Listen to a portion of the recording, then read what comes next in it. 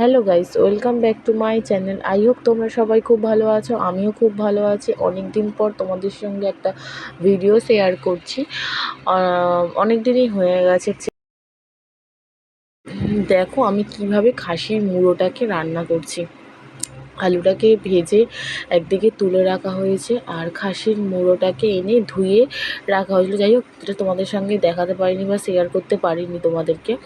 পেঁয়াজ বাটা দিয়ে, তেলের মধ্যে পেঁয়াজ বাটা, গোটা গরম মশলা দিয়ে, আর খাসির মুড়োটা, ধুয়ে রাখা খাসির মুড়োটা দিয়ে দিয়েছিলাম। তাতে একটু দিয়েছিলাম লঙ্কা, আর এরপরে একটার পর একটা টমেটম, তারপরে দিয়েছিলাম আদা রসুনের পেস্ট। আদা রসুনের তোমরা যেই হোক আমি বেটেই নিয়েছিলাম, কেননা ভালো টেস্ট হয়। তারপরে দিয়েছিলাম একটু নুন, তারপরে দিয়েছিলাম একটু হলুদ, একটু লঙ্কার গুঁড়ো। যে যেরকম ঝাল খাও সেরকম তোমরা পরিমাণ মতো দেবে।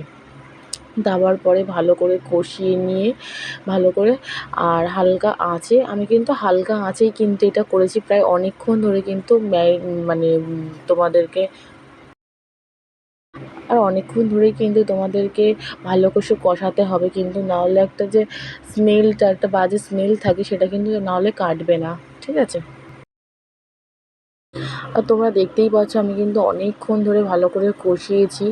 আর আমি ঢাকনা দিয়ে রান্না করেছিলাম, কিন্তু খুব কম জল আমি দিয়েছিলাম ওর মধ্যে। এবার ভেজে রাখা আলুটা ভালো করে দিয়ে, ভালো করে কষিয়ে, ওটা কিন্তু ভালো মানে ভাজাই আছে, ওর মধ্যে একটু তোমরা নুন দেবে ভাজার সময়। তাহলে কি ভালো করে মানে নুনের পরিমাণটা ভালো করে ঢুকবে। আমি করে আর প্রেশার কুকারে দিয়ে দিয়েছিলাম। এই যে দেখো কি সুন্দর, প্রেশার কুকারে 3টে মাত্র সিটি দিয়েছি, দারুণ হয়েছে।